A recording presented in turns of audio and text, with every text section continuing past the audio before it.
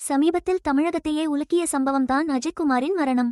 தொடர்ந்து தமிழகத்தில் லாக்அப் மரணங்கள் நடந்து வருவதாக குற்றச்சாட்டுகள் எழுந்து வருகிறது. அந்த வகையில் அஜய்குமாரின் இறப்பு பெரும் தாக்கத்தை ஏற்படுத்தியிருக்கிறது.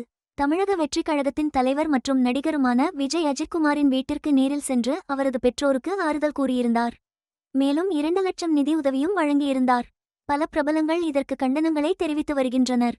இந்த சூழலில் ப்ளூ சட்டை மாறன் தனது சமூக வலைதளத்தில் சில பதிவுகளை போட்டிருக்கிறார். அதாவது, சாத்தான்குளம் தந்தை மகன் லாக்அப் மரண வழக்குக்கு சிவகார்த்திகேயன் மற்றும் சூர்யா இருவரும் தங்களது கண்டனங்களை சமூக வலைத்தளங்களில் வெளியிட்டிருந்தனர். ஜெயராஜ் மற்றும் ஃபெனிக்ஸ் மரணத்திற்கான காரணம் வெளியே வர வேண்டும் என்றும் அதற்கான தண்டனையை பெற்றுத்தர வேண்டும் என்றும் பதிவுகள் போட்டிருந்தனர். அதோடு லாக்அப் அத்துமீறல் காவல்துறையின் மாண்பை குறைக்கும் செயல் என்றும் குறிப்பிட்டிருந்தனர்.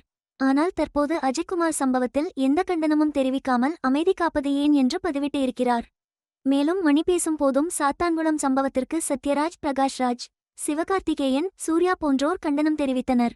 இப்போது மௌனம் காப்பதற்கான காரணம் என்ன என்று கேள்வி எழுப்பியிருக்கின்றனர். அரசியல் காரணங்களால் அமைதியாக இருக்கிறார்களா என்று பேசப்பட்டு வருகிறது. சூர்யா இதுபோன்ற சம்பவங்களுக்கு முதலில் தனது கண்டனத்தை தெரிவித்து விடுவார். ஆனால் இப்போது அவருடைய செய்கை பலரையும் ஆச்சரியத்தில் ஆழ்த்தியிருக்கிறது. மேலும் இதுபோன்ற தகவல்களுக்கு நமது சேனலை சப்ஸ்கிரைப் செய்யவும்.